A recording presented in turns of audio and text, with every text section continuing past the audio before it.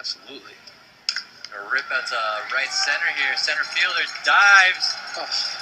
And Andreessen doesn't know. It. Andreessen doesn't know. Oh, man.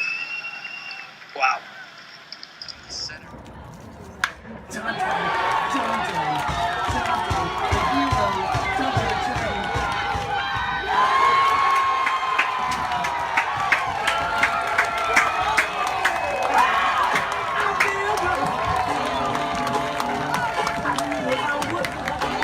Chopped over to second. Ricciardi fields on to first.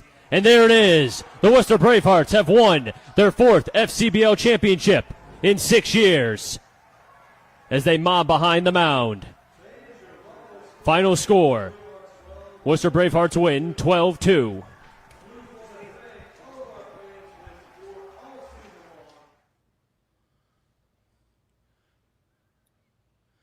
And yes, Virginia, there is baseball this summer, and there is baseball this summer right here in New England. The videos you just saw, participate in, emoted for if you're a baseball fan like I am, if you live and breathe baseball, that was courtesy of your Worcester Bravehearts. Yes, I said the Worcester Bravehearts, the championship team, really the banner team of a league called the Futures Collegiate Baseball League. It's a league that we've had on the show before. Former Commissioner Chris Hall has joined us a couple of times over the years as we've talked baseball in Rhode Island and we've talked alternatives. But here to celebrate baseball in New England, yes, in the summer of 2020, yes, in the midst of a national health crisis in COVID, there is, if you will, the green grass of baseball to celebrate. Joining us live on the line for the very first time is Dave Peterson. He is the general manager of the Worcester Bravehearts of the Futures Collegiate Baseball League. Dave, welcome to the Coalition. Thanks for joining us on a hectic Friday night. Hey, this is great. Thanks for talking baseball with me. Listen, at this point in time in this nation, at this moment, we all need a little baseball. We might not even be fans, but we need a little bit of baseball. Now, I just want to set the stage. Again, the Futures Collegiate Baseball League. If you're a resident of Rhode Island, you're probably familiar with something called the Cape League. And we'll get into the details, but think of this as sort of a mainland, a central New England with touches in southern New England, Cape League style baseball, collegiate baseball with other minor leaguers thrown in. You can find, by the way, the Worcester Bravehearts at worcesterbravehearts.com, and you can read more about the Futures League at, thefuturesleague.com. So it's just an outstanding moment. There's been so much negativity in this country. There's a lot of fear. There's a little bit of chaos, but we have a little bit of a touch of normality. So, Dave, I want to take this time that we've got this afternoon to really just give folks maybe a little bit of an infomercial about the Futures League and about the Worcester Bravehearts. But I got to ask first, right now, as we're all sequestered in our homes and doing the drudgery of our day-to-day jobs, just how did you get into baseball? That's interesting because my start was in radio. And so I got bored with radio and I said, all right, enough of this. Let's get into baseball. But yeah, my start was in radio, not on the air per se, but in promotions. Mm-hmm. So, the promotions people that go out and they do all the grand openings. They're the ones that hand out the concert tickets. They're the ones that register the listeners to win a car. And that was my job for 5 years at WXLO in Worcester. And when the Worcester Tornadoes, the independent professional team, came to the city in 2005, I was hired as their on-field entertainment because of my background in radio. And that means just what you think it is. In minor league baseball, a lot of the entertainment is what happens between the innings. And so they hired me to be the person that throws the T-shirts into the stands and hands out the concert tickets and MCs the pie eating contest. And that was my first foray in baseball in 2005. I worked my way up into a sales role, selling sponsorships with that team. When that team left town in 2012, baseball didn't exist in the city of Worcester for about a year. And then the summer collegiate model came in as the Worcester Bravehearts, and I was hired as the general manager. So I've been here for 6 years, close to 7 now. Mm-hmm. Now, so you are the guy, you actually have the T-shirt gun. Is that true? Locked in your office, probably in an undisclosed location. But do you use a T-shirt gun? They won't hand me the T-shirt gun. They they give me a slingshot like Dennis the Menace, and that's what I have to use because there's a lot of air pressure in that T-shirt gun. There you go. Let's talk a little bit about the history of the league. This is a very successful but relatively young league. You started out in 2011, and what was the genesis of it? Because you've got a very interesting ownership mix at the league level. You've got folks who've experienced in minor league baseball, leagues like the Can-Am League, and folks who operated at the low minors, if you will. You've got marketing folks like yourself. How did this happen? How did it all come together? In 2011, there were 4 teams that joined this league, and Worcester was not one of them. But at that point, as you mentioned earlier, there were 2 summer collegiate leagues here in New England that existed, and they still exist. One is the Cape Cod League, which is the #1 league in the country, highly regarded by many because of the talent that they bring in. And the second league that maybe people in Rhode Island are more familiar with is the New England Collegiate Baseball League, the NECBL, and that has 2 teams in Rhode Island currently, in Newport, as well as the Ocean State Waves. Of course, that league is not currently, neither one of those 2 leagues is operating this summer. The Futures League was born out of the idea that there were New England baseball players who were not getting noticed by scouts, and they weren't getting spots on these leagues in the NECBL or in the Cape Cod League. And so when you're looking at programs around New England, such as URI, and you're looking at the University of Maine, Northeastern, Boston College, University of Connecticut, and then you even start looking at the Division II programs that are well known in New England for being powerhouses, like Southern New Hampshire and Franklin Pierce. And you're looking at a talent group from these colleges of baseball players who grew up locally, but they weren't getting the eyes on them, let's say. The scouts weren't seeing them.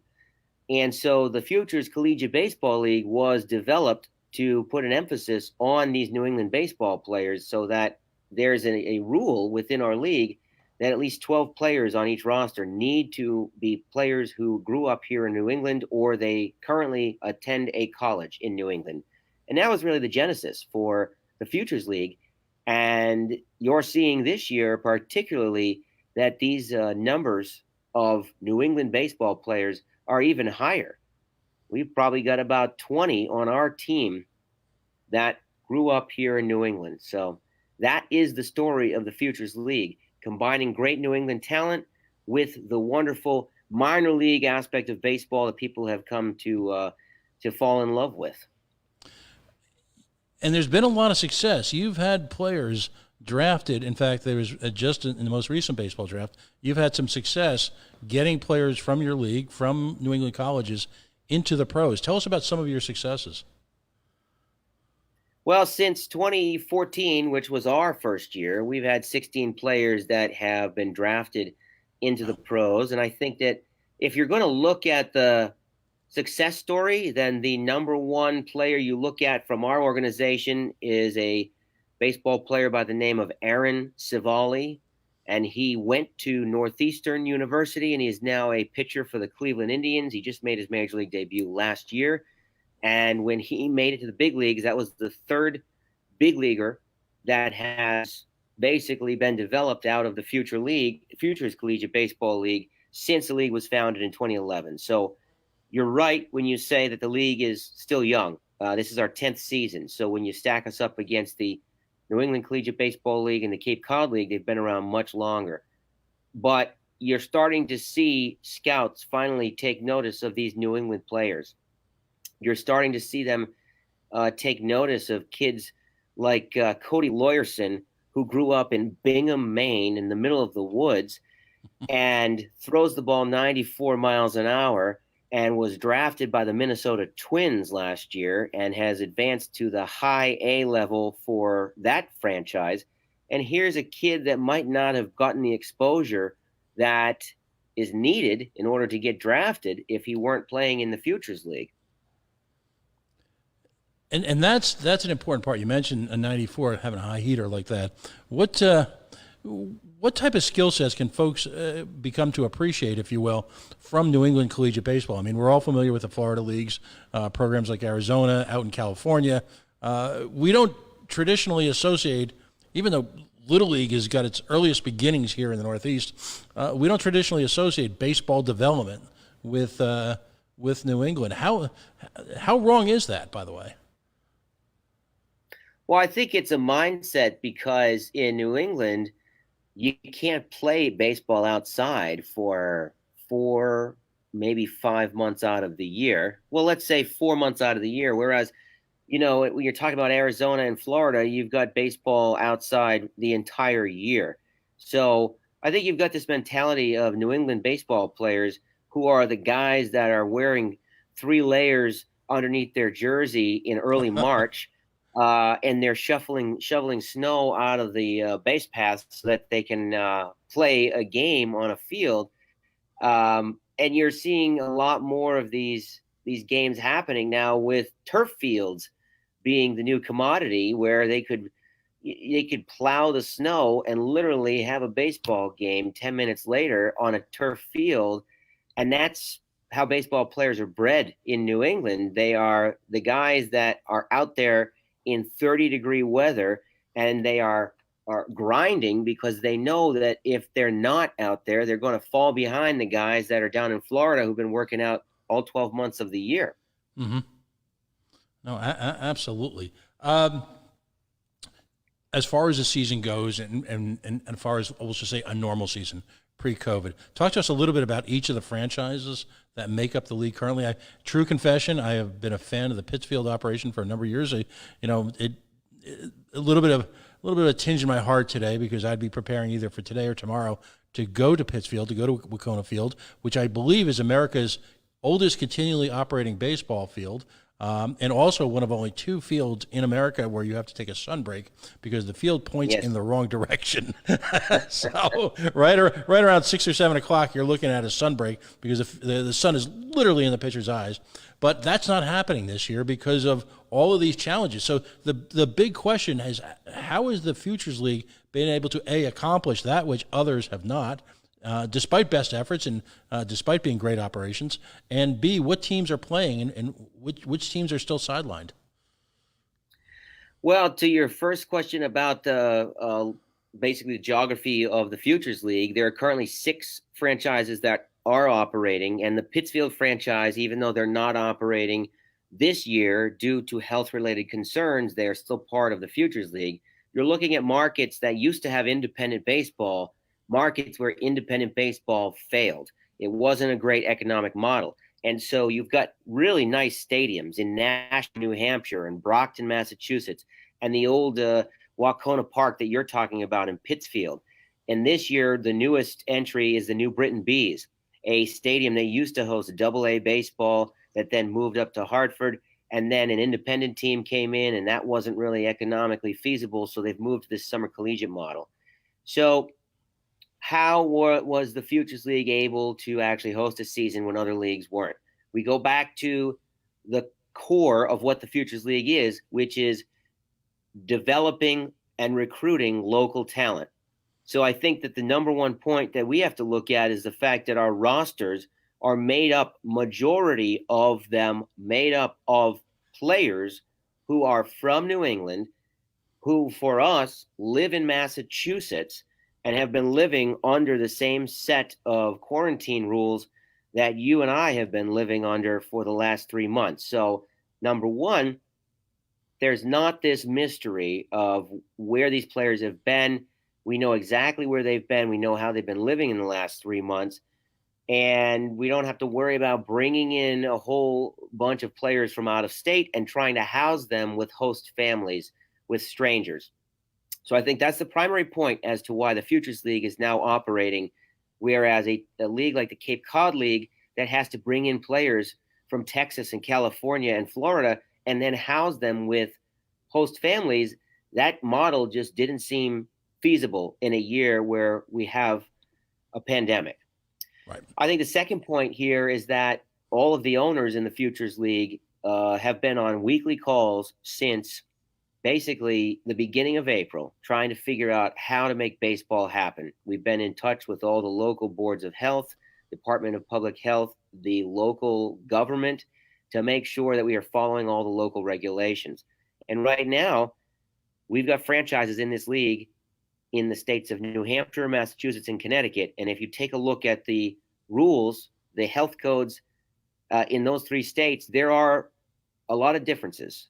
And so we had to make arrangements for that. Right now, if we wanted to host a competitive baseball game in the state of Massachusetts, we couldn't do it because that does not happen until phase 3 of the reopening plan, which would be on Monday. However, the states of New Hampshire and Connecticut right now can host competitive baseball. So that is where the league started last night. Excellent. And where was your first game last night? We were down in New Britain, Connecticut, at New Britain Stadium, the New Britain Bees. It's a 6,000-seat stadium. Wow. That I mentioned used to host AA, the New Britain Rock Cats. They were the Red Sox AA before that affiliation went to Portland, Maine. Then it hosted AA for Minnesota Twins for a while. And then, of course, they moved up to Hartford to become the Yard Goats. So the independent team went in, the New Britain Bees, and they were replaced this year by a summer collegiate model, which is much more economically feasible if you ask someone like me. Yeah, and there is a business side to baseball, and feel free to correct me if I'm wrong, because as a fan, it's even apparent now that to a large degree, baseball teams are starting to pivot away from independent minor leagues. It just, it strikes me that they're going to attempt to follow what the NBA and other leagues have done, which is to create their own development league. And that's a whole nother conversation. Part of it's economic, part of it's control, part of it's legal, part of it's flexibility. But in New England, baseball fans were shocked to see the Lowell Spinners, and please correct me if I'm wrong in the circumstances, but my understanding was that while the Lowell Spinners can continue to play baseball, they are no longer affiliated with the Boston Red Sox. Any generic thoughts on that? Just the future of quote-unquote affiliated minor leagues? Well, Major League Baseball and the owners are pushing for this idea that getting rid of 40 Class A minor league teams across the country would be a better economic model for minor league baseball. And losing those affiliation agreements means that they can decrease the size of the Major League Baseball draft. Right now, the draft is 40 rounds long.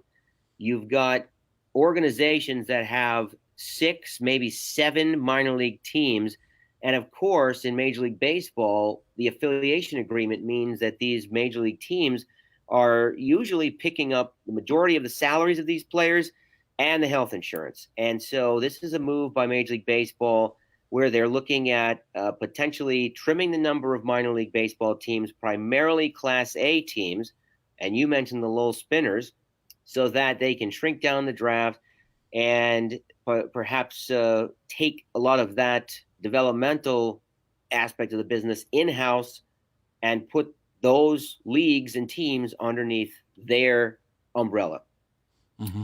So it's not just Lowell, it's Burlington, Vermont that has a Class A team, the Vermont Lake Monsters. It's Norwich, Connecticut, the Connecticut Sea Unicorns that are down there. And so you got 3 teams just in New England that could be shuttered by Major League Baseball in their affiliation agreements. That doesn't mean that they can't have a team there. It just means that it won't be a feeder program for their Major League affiliate. And to me, that's the beauty and the purity of summer league baseball. That's collegiate based. Again, without going down this road, as you're aware, there's been controversy in this state regarding public-private property and those type of relationships that are necessary, if you will, to maintain, as you point out, the business model. The beauty of your setup, there's almost a bygone innocence to it because you're seeing great baseball. I can't stress that enough. I'm a small ball fan. I'm a fan of that approach to baseball. Sacrifice flies, bunting, hit and runs. that to me is what I find intriguing. That's a thoughtful version of the sport. Those skills are available and on display at Bravehearts and Pittsfield when they're back in business. They're on display in those teams. I mean, you've got a real emphasis on not just putting out a product every night, but you're working with these young men every day on their skills, aren't you? Well, and they're student athletes too. So let's not lose the student aspect of this, because the majority of the players who are playing in this league will not go on to play professional baseball. So this is an opportunity for these players to hustle. It's an opportunity to show that when they do hustle and get noticed by scouts, that they might end up making it to the next level. These are not paid athletes. Let's remember, this is an amateur baseball league. So when you start comparing it to the independent professional model, we're talking about amateur baseball players who are not collecting a salary. We're talking about players who are looking to develop over the course of the summer and are often given a development plan by their college coach. So a player that might be a freshman at the University of Rhode Island who does not get a chance to play because the team is stacked with upperclassmen will go and play in a summer league like the Futures League, develop those skills over the course of the summer, come back to campus in the fall with an opportunity to compete for a starting role as a sophomore because he has worked on that skill set over the course of 3 months in the Futures League. No, that's spectacular. Folks, if you're just joining us, we have the privilege of hosting Dave Peterson. He is the general manager of the Worcester Bravehearts.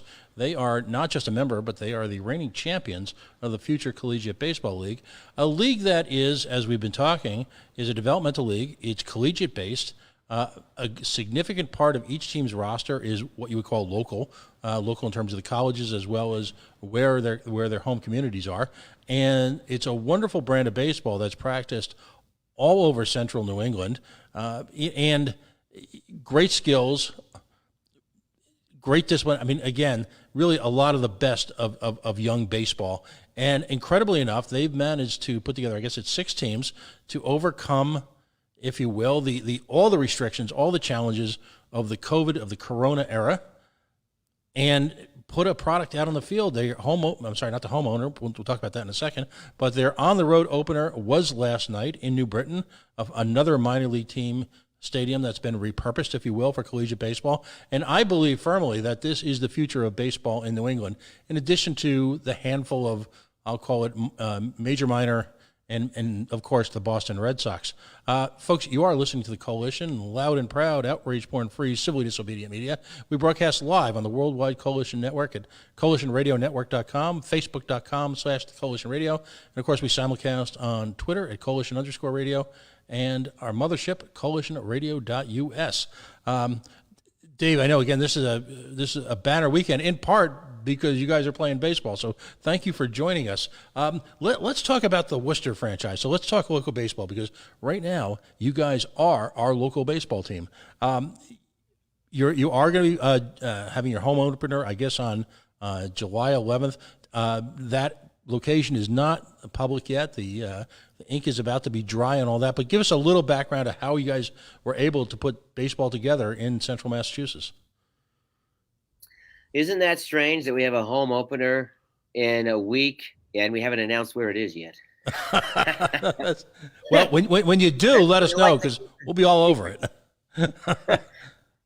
So for us, working through the precautions, the safety precautions, the limitations, if you will, that have been presented to us because of all of the coronavirus shutdowns, I guess we'd call it. We play on a college campus, typically, the College of the Holy Cross in Worcester at Fitton Field. It's a 3,000-seat stadium, and we've played there since day one in 2014. We draw about 2,500 fans a night to a 3,000-seat stadium. With social distancing, you can imagine that is a nightmare. And so that college campus has canceled all events through the month of July, including weddings, conferences, and they are trying to figure out how to bring back Patriot League activities and athletics in the fall. So that means that the Bravehearts cannot play on that campus. So we've been looking for another baseball field basically since late April, when we knew that this was a possibility. And we've been looking for a field that has lights, because that is a must-have. We've been looking for a field in central Massachusetts. We do finally have a field. We are in the process of just finalizing the lease agreement, and so we will be in central Massachusetts. The first game on July 11th will not happen at the College of the Holy Cross, and nor will it happen in the city of Worcester. We'll be outside of the city of Worcester, but we needed to take this step just to preserve baseball for the summer. And we've talked about some of the different things that we've had to go through here. Finding a ballpark is number one on the list. Right. Then making sure that these players are healthy enough to play. And so we've instituted things like temperature checks when these players come in.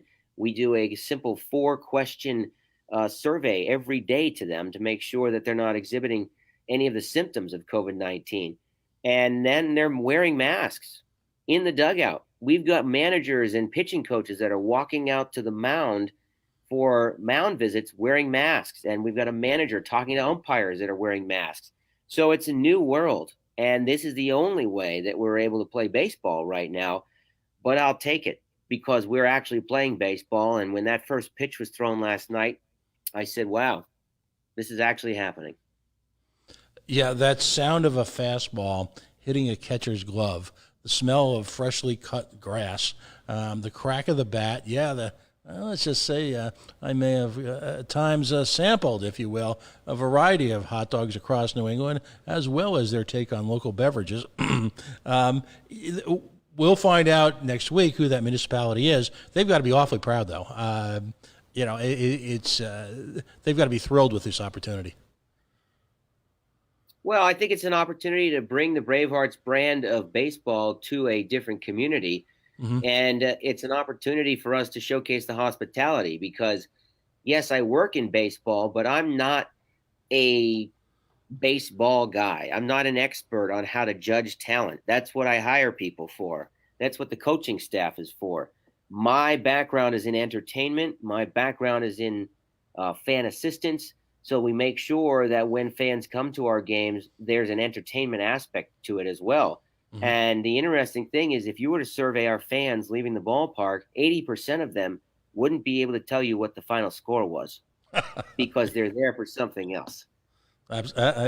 Again, I've been to a number of Pittsfield and games, and what's interesting to me too is that the community spirit that's risen around the league. Now, Pittsfield was like many older ballparks, a storied park, and that's a nice way of saying there had been quite a few teams that had worked their way through that park over the years before the Futures League came along, and Futures League has introduced a great deal of stability into that facility, and that's critical because we don't want to lose these facilities. They've all got their own history, and that history can be very different for literally the in some cases hundreds of thousands or more fans that have visited these facilities throughout their entire life. It's a part of their hometown, and the excitement around a Pittsfield game, which is an older mill town, a nice mill town, buried, if you will, out in the Berkshires. I'm sure you've done your fair share of bus rides down Route 90, late at night coming back. It's a stretch. It's kind of on the outer edges, if you will, of your league. But you feel that community buzz around that. For those few hours, that's where the action is in Pittsfield, Massachusetts, isn't it?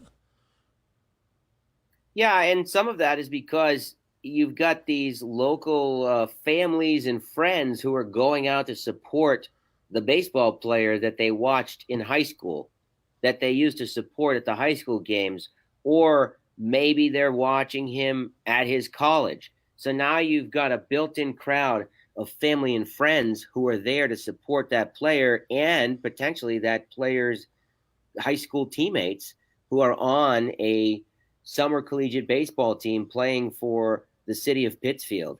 That's where the crux of the fans are coming from.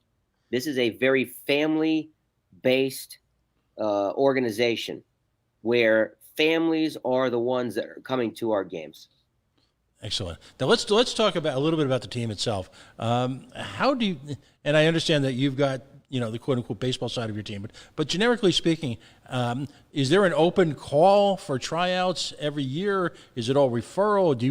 Does each team do their own scouting? What's that process look like? Well, typically the roster starts being built in late August, right after the season is over. And that would be for the following summer. A lot of that roster building happens through relationships.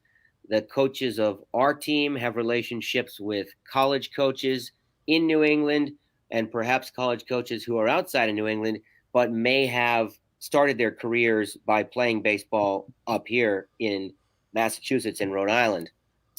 There is an open tryout that typically takes place in late May.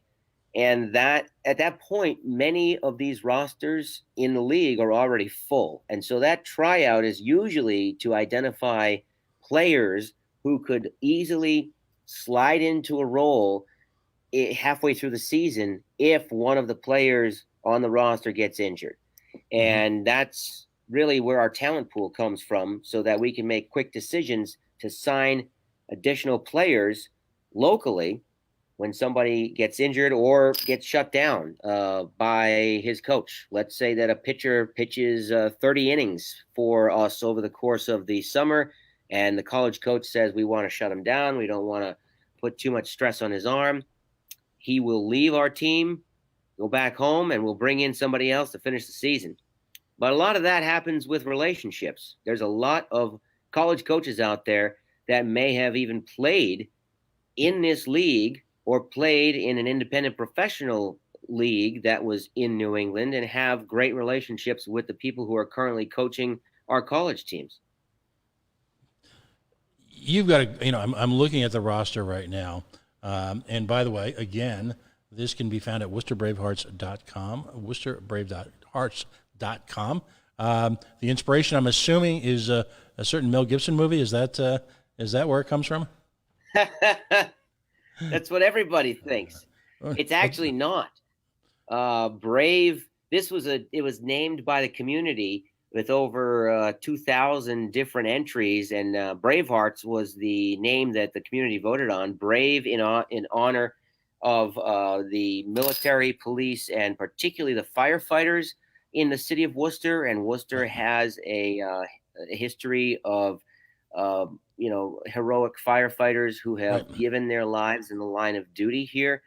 And it's unfortunately tragic, but we would want to do something to honor those firefighters.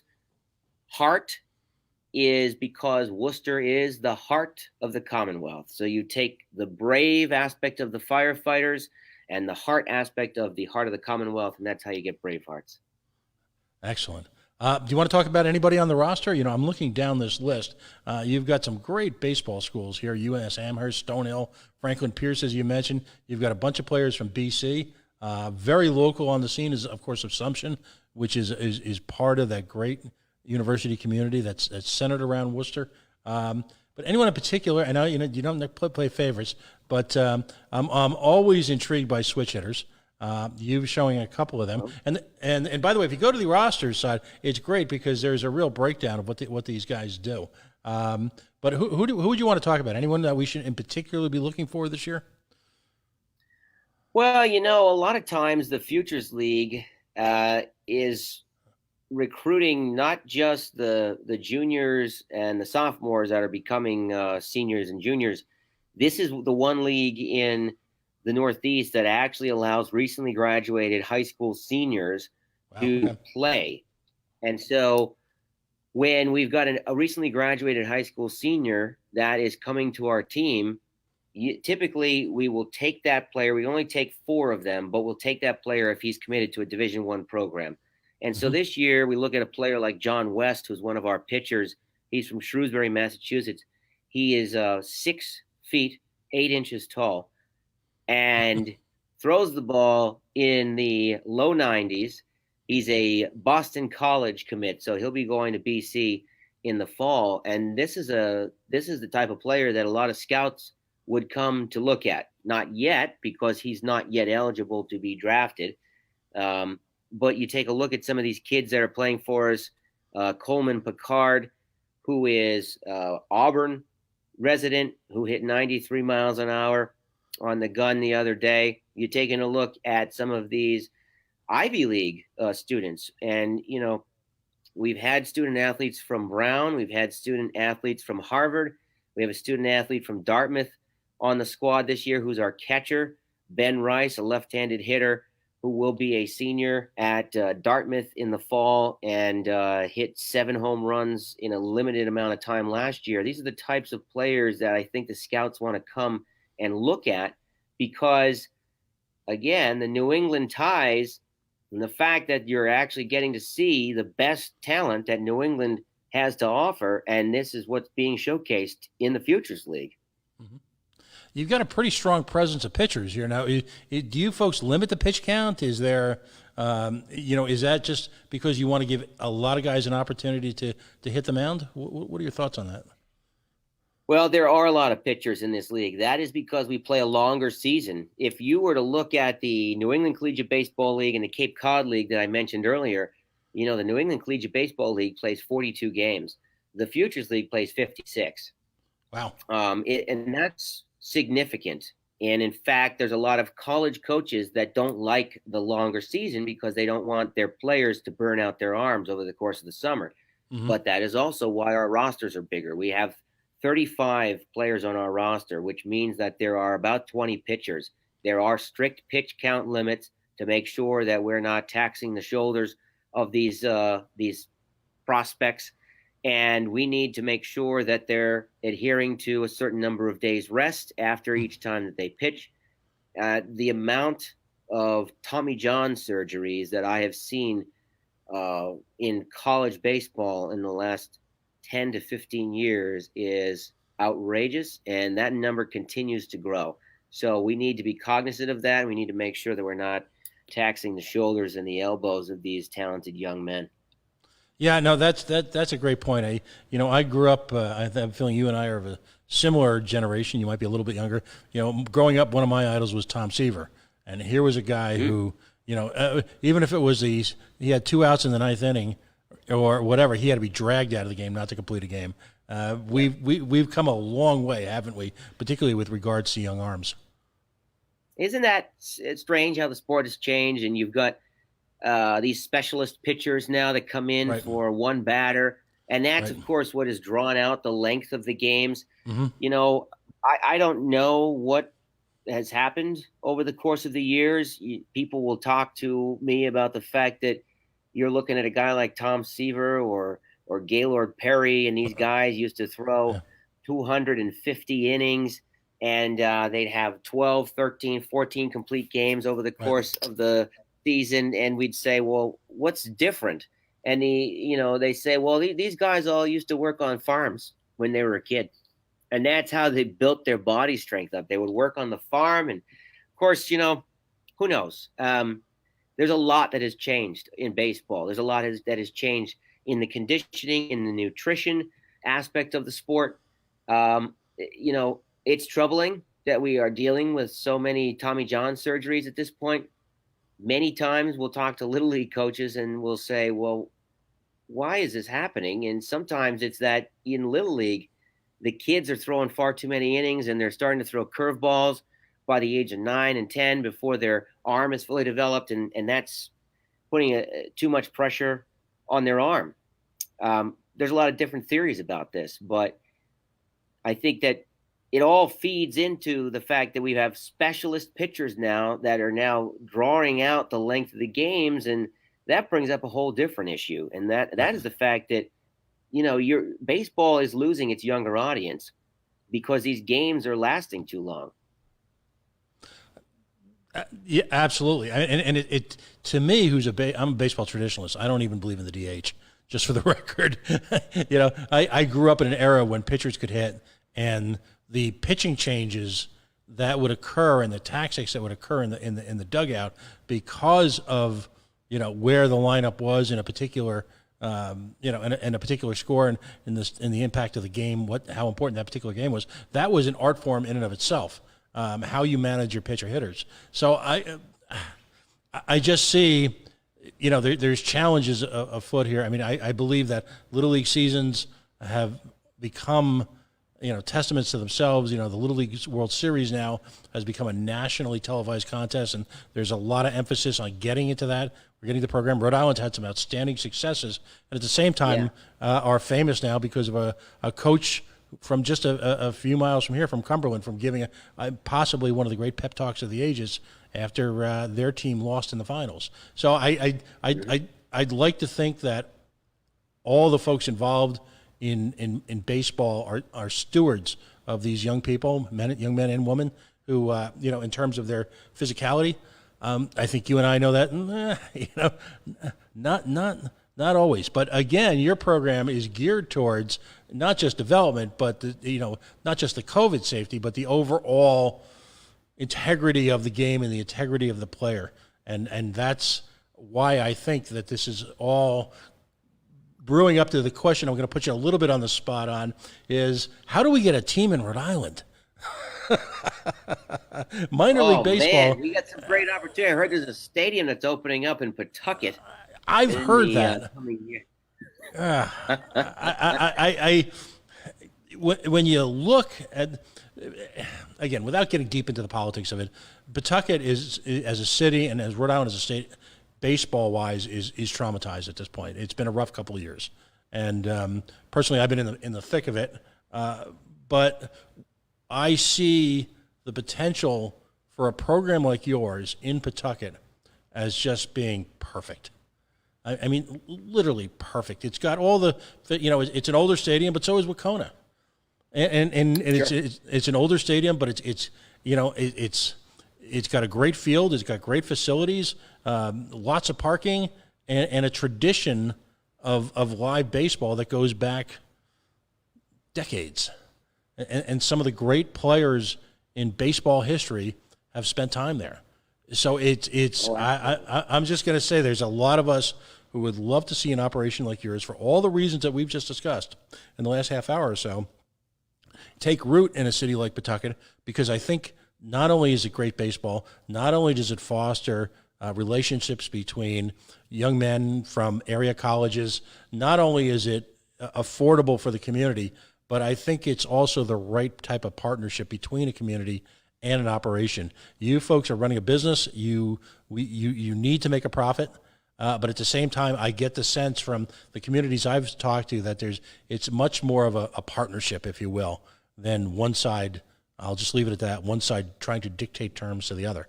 And I think communities in New England, we're all a little beat up right now for a lot of reasons, particularly over the last year. And I think more of that and less of the other stuff, I think, would be a welcome addition to the state of Rhode Island. We need a place to go, and you guys just seem like, and again, I've this isn't the first time I've spoken with someone from your league. For 3 or 4 years now, I've tried to get someone from your league every year. And Mr. Hall's joined us a number of times. And again, great integrity, great operations, successful business people, great track record, and you're integrated in the community. It screams like Rhode Island, and it screams Pawtucket, and it screams McCoy Stadium. So I'm just going to put that out there, and I'm going to raise hell wherever I can to try and get you guys in for next year, because there's a hole in our heart if you're a baseball fan, but at the same time, we're Rhode Islanders. We don't cotton to being taken advantage of. So I think there'd be an amazing community welcome for you folks. You're predicting that you'll be on the field at home July 11th. And again, I hope you'll share with us as soon as you're able to exactly where tickets will be available and where you're going to be playing, because I know I'm going to make a trek up there, because it's I can't at this point in time. I need to get out, and I need to. One of the most fun aspects of minor league baseball is just the access to the stadium and the players itself. And little kids look at these college players like they're heroes. When you see the look in their eyes when they meet these guys, it's tremendous. But older guys like me need to smell that grass and need to sit out there and feel the sun and have a beer and stretch it out and watch a game. Absolutely. It's just wonderful. You guys won a championship last year. Do you guys have figured out yet what the structure of the playoffs are going to be this year? It's going to be quick. The season is It's a 39 game season, and you're saying, wait a minute, that means there's an odd number of home and away games if it's 39 games. Mhm. And you're right, but this is not the year to worry about home and away games. We're worried about playing baseball. So Right. once that regular season is over, we actually play 20 away games and 19 home games. Once that regular season is over, there's a 3-game series between the top 2 seeds to determine the champion. And that would wrap up on August 22nd because the students will be going back to school right after that. If folks can't get to a game on a given night, you folks have just announced, just literally about a week, within the week, that there is actually going to be a streaming service through a company called Blue Frame Technology. Can you give us a little background on how that'll work? Yeah, this is really the first year that the league has decided that they needed to invest in video streaming because we know that there are a lot of fans out there that might want to watch a game, but they're not yet ready to leave their homes and come out to a ballpark. Even if we're at 25% capacity, which is what it was in New Britain last night, that's 1,500 people. Yes, they are socially distanced, but people that aren't yet ready to go out into an area with that many people can watch online. And so Blue Frame Technology allowed us to create the Futures League app. FCBLnetwork.com is the website. And if you have a Roku device or an Amazon Fire Stick, you can download that app and watch every single game in the league this year. And the annual price is $75 if you sign up by Sunday. So it comes out, even if you're just following one team and you're watching the 39 or 40 games that team is playing, it comes out to $3 a game to watch that broadcast. So we are investing in it because we feel that in order to showcase these players, we need to put more resources into video so that these players can also create their highlight reels and show them to scouts. That's a big part of what college baseball is about right now. Right. It's all about generating that footage. One last question, then I'm going to give you a chance to engage in what we always refer to here on the Coalition as shameless self-promotion. How many smiles did you see last night up in the stands? Every single person. I'll tell you, it's difficult because you're wearing a mask. So I guess the correct answer is 0, because if you're behind a mask, it's tough to tell if you're smiling, right? Isn't that? I always ask that. This is my mask right here. I got my Bravehearts bandana. I take it with me. So basically, this is how we would walk into the stadium, walking the concourse. And then when you're at your seat, you can basically take this off, or at least hang it around your neck so that it's ready. And when you have to go to the concession stand and you're leaving your seat, this is the new normal, that you need to have this mask with you when you're walking around a ballpark. But I will say that there were people were on every single pitch last night because they were just happy to be watching live baseball. And think about this. We've been talking about the state of Massachusetts and the state of Rhode Island, but consider Connecticut. The New Britain Bees are the only game going on in the state of Connecticut anywhere. Wow. After the NECBL announced that they have shut down and the Hartford Yard Goats are not having a season, Norwich not having a season. So the New Britain Bees are the only, I guess, organized baseball team that you can watch unless you're watching Senior Ruth or American Legion. But even American Legion has shut down, and a lot of these teams are now playing as a different league, not under the umbrella of American Legion. So that's where you're going to find your baseball, the Futures League. Excellent. Again, how can folks find you on the web, and how can they buy tickets, and just and how, again, if you can reiterate how they can do the streaming thing? Sure. WorcesterBravehearts.com. And this being a strange summer, we have a big announcement that when we do announce our field, which will be on Monday, we are also going to announce that all tickets this year are free of charge. Wow. Because we have, Yep. So we've got corporate sponsors that have lined up to help us with this. And so you can come out to a game this summer.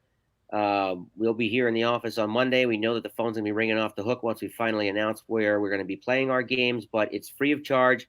And that's because we're playing at a place where, in order to adhere to social distancing, we're also asking that fans may have to bring their own seats. They might have to bring their camping chairs or their blankets, much like a Cape Cod League game, spread out. We're opening up areas in the outfield so that behind the outfield fence that fans can enjoy the game. This is what we like to refer to as pandemic baseball. That's what we're playing. We're doing it safely, cautious, but we're doing it. Right. It's a happening. Well, again, Dave, congratulations. This it's got to be a great feeling. It's a culmination of 10 years of hard work, investments in these communities, and again, just a love of the game. So nothing but the best. And again, as after the season's over, I hope you'll join us again as do a little bit of a recap of how the season went. And let's start talking baseball in Rhode Island again. And I have a feeling once folks get a sense of what the product is like, particularly after this summer, they're going to be hungry. And you know what? We're not sure where yet, but I'm just going to say it's a Bravehearts game is a quick drive up Route 146, and it's an opportunity to take back that which is so near and dear to New Englanders, and that is your summer. So, Dave, thanks. Yes. Thank you so much for joining us. Thank you. We are the Coalition, loud and proud, outrage porn-free, civilly disobedient media, broadcasting live on the Worldwide Coalition Radio Network at coalitionradionetwork.com, facebook.com/the Coalition Radio, on the mighty Twitter at coalition_radio, and, of course, the mothership at coalitionradionetwork.com. You can see our older shows in our pre-digital analog days from the radio before we were on the Facebook at coalitionradio.us. Again, a big congratulations to the Bravehearts and the entire community surrounding the Futures League. We will keep you periodically updated during this summer. And again, take a ride, claim back your summer, have some fun. It doesn't get any better than this. We'll talk soon. Have a great night.